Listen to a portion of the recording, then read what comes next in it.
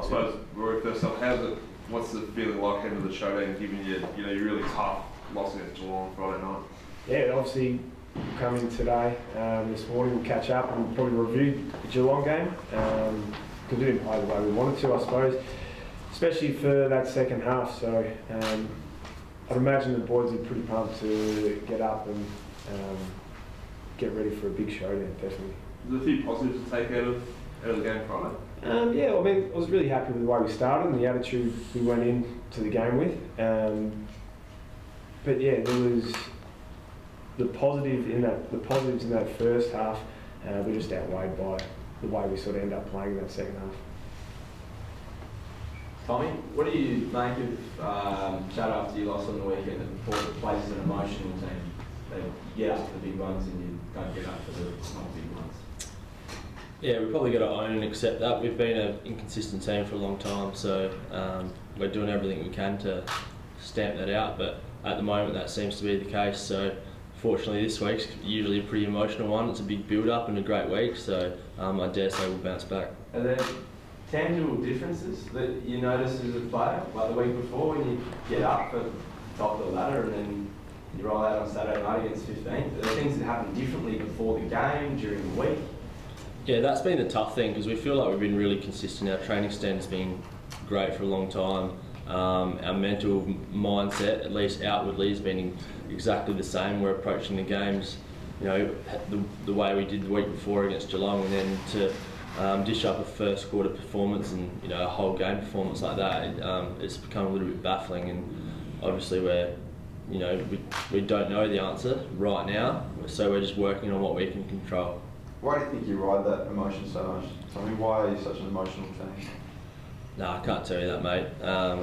We've definitely got the capability, and at times we find the right mix. It's just doing it consistently, and obviously it's a pretty tough competition. You got to show up every week, otherwise you don't get the result you're after. Can you shed that emotion? Do you think is there a way to move past being so emotional? Yeah, I think we got to do it repeatedly, and the more we can execute, taking emotion and the highs and lows of the game out of it, the better we'll become at it. You look at teams that just become systematic in their approach, and they're usually the ones that come the end of the year are still standing. You think there's scope for a change or two this week, especially given what the big boys in the Magpies did? Yeah, it was outstanding performance in the Maggies, so that was very pleasing. Obviously you saw what Rocky dished up, and Westy went back there and enjoyed kicking the Burley around, so there's pressure for spots again, which is great. So those boys will be definitely in line for recall, as well as obviously the blokes coming back from suspension. They were significant parts of our team, so Dougal and Carl will be there, so there'll be some tough decisions to be made. I know you're not a selector, but do you have an idea of what Paul's best team looks like? Like not necessarily this week, but just in general with all those boys that have been named in the twos? Oh, you definitely see Paddy, Rocky and Westy in our best 22. They've been around for so long. They're such a high calibre of player, obviously a little bit out of form or coming back from injury, so give them a little bit of time, but they're in our best 22, and young talent like Dougal Howard and the running power of Carl Eamon's always very valuable as well.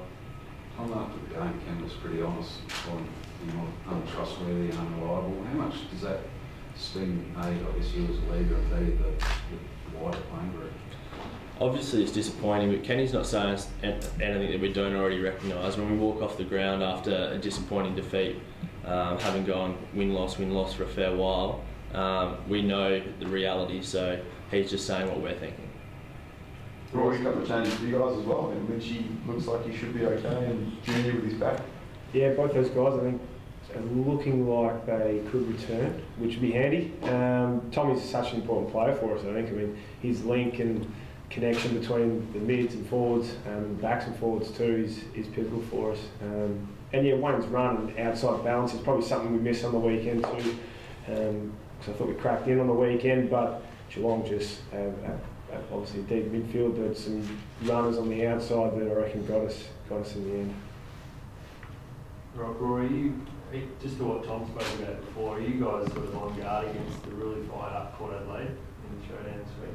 You're coming off their loss and everyone's sort of putting the spotlight on them, be more wary than ever what they might dish up? Yeah, I mean, look, we've still got to review the Geelong game and get some learnings out of that, because our performance wasn't up to scratch either. So Look, always wary of Port, especially in showdowns. I mean, you go back across every showdown, so they're always brutal games, they're always tough games, and you know it's going to be hot because both teams, there's a bit of pride on the line, South Australia pride on the line, and that's what we love playing them because they are that finals-like atmosphere. So regardless of the result on the weekend, it's always going to be a hot game. How's your co-skipper's tennis elbow? He's tennis elbow.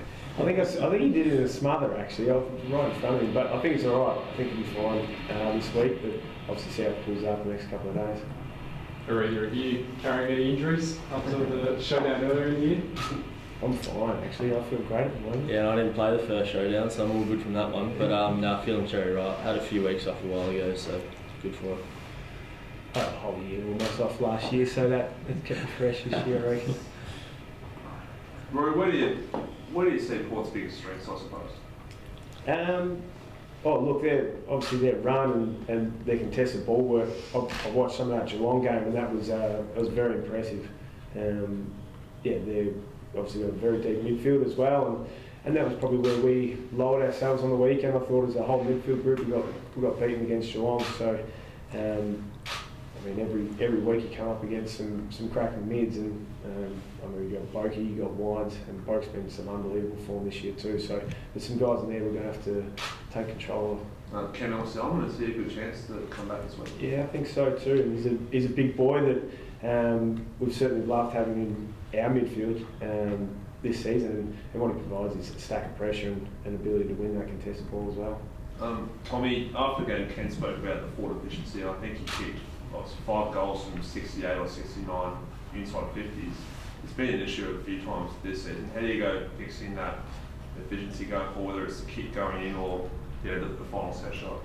Yeah, it has been an issue. I think the weekend was probably a little bit different given the conditions. Obviously there were opportunities where we may have been able to control the ball a little bit better, but if you were there, you know it was pretty torrential and it was genuine wet weather footy, so it almost would have been better had there been a little bit more slingshot at times just to give us some space to operate in, because we were trying to go through sort of 30 players. But something we work on weekly is that connection between the mids and the forwards and giving them the best chance to maximise our entries. Obviously deep entries are a lot more effective, so that's something we'll look into.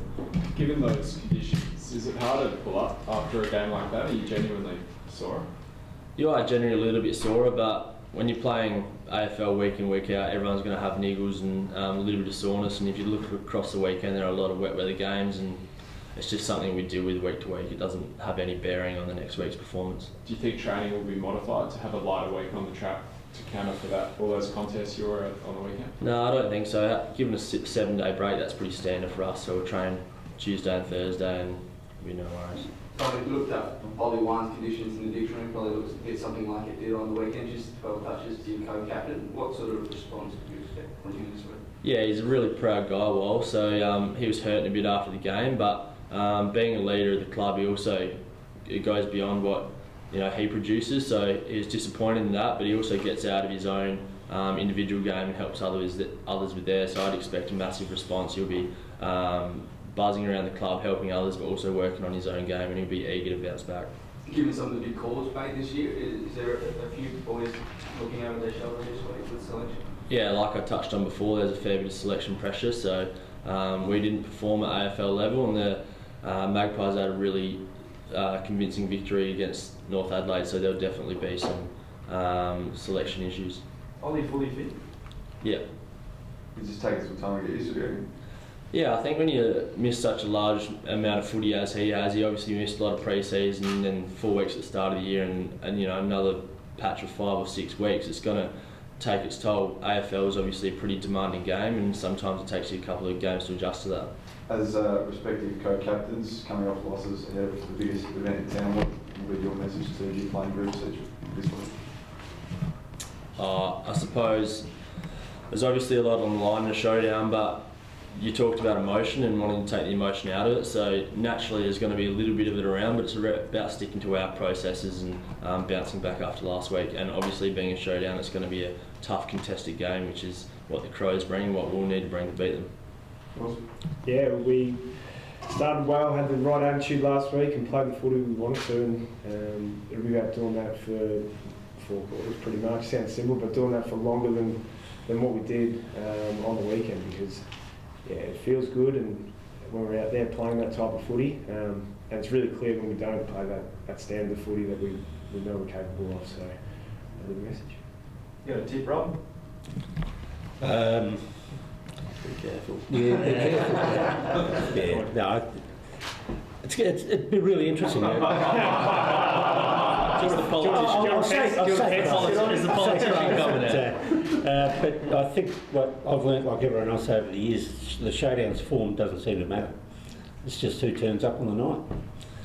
And Port have got that win-loss going, so they're a chance. Very good. All good? Thank you. Yeah. Boys, all stay down. Stay down. Get them shaking hands.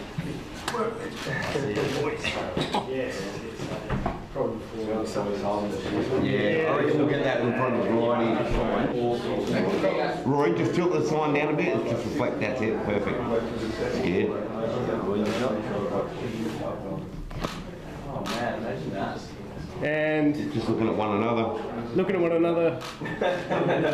Yeah, we're not out. What's this about?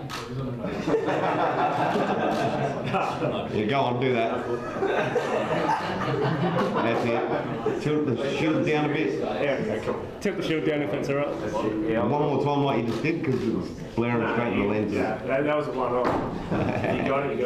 Alright, we got it. Can I grab the one, guys?